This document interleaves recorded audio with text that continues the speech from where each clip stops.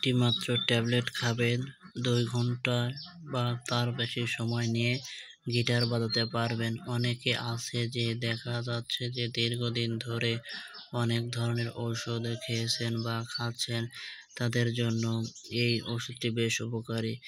ওষুধটি 1টি থেকে 2টি ট্যাবলেট অথবা আপনাকে কিছু গরুর দুধ, মধুসহ আপনি গিটার বাজানোর ঠিক 2 ঘন্টা আগে যদি এই ওষুধটি খেতে পারেন তাহলে ইনশাআল্লাহ অনেক সুন্দর রেজাল্ট পাবেন। ওষুধটি অনেকে আছে যে শুধুমাত্র এই ওষুধটি খায়। তাদেরকে বলছি আপনি কাজ শুরু করার ঠিক 2 ঘন্টা আগে মধুসহ বা অন্যান্য যে কিশমিশ এগুলো আছে এগুলো যদি আপনি এর সঙ্গে খেতে পারেন আলহামদুলিল্লাহ গিটার 2 গুণ শক্তিশালী হবে। এই ওষুধটি খাবার ফলে আপনার গিটার আগের তুলনায় 2 গুণ শক্তিশালী হবে। বর্তমানে দেখা যাচ্ছে যে অনেকে আছে যে গিটার বাজাতে চান বা বাজাতে চাচ্ছেন, তাদের জন্য এই ওষুধটি বেশ উপকারী।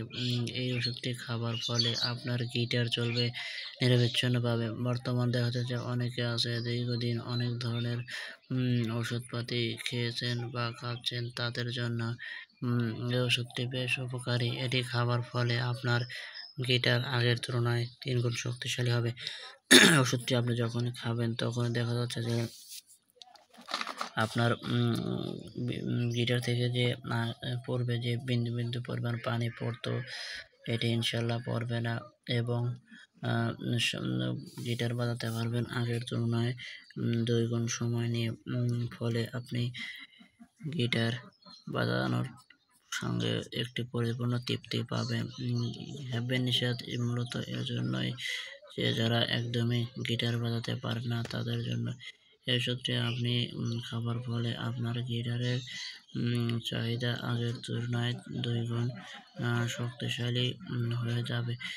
এবার আসি ডোজ ও পার্শ্ব প্রতিক্রিয়ার কথা। ডোজ ও পার্শ্ব প্রতিক্রিয়ার কথা বলতে গেলে শুধুমাত্র প্রাপ্তবয়স্কদের জন্য, যাদের বয়স 30-এর উপরে তাদের জন্য এই ওষুধটি প্রযোজ্য এবং ওষুধটি খাবার পরিপূর্ণ নিয়ম হচ্ছে 1 থেকে 2 ঘন্টা আগে আপনাকে সেবন করতে হবে। সাথে গ্যাস্ট্রিকের ওষুধ ইত্যাদি এবং যাদের হার্ট, কিডনি, লিভার বা অন্যান্য যে সমস্যাগুলো রয়েছে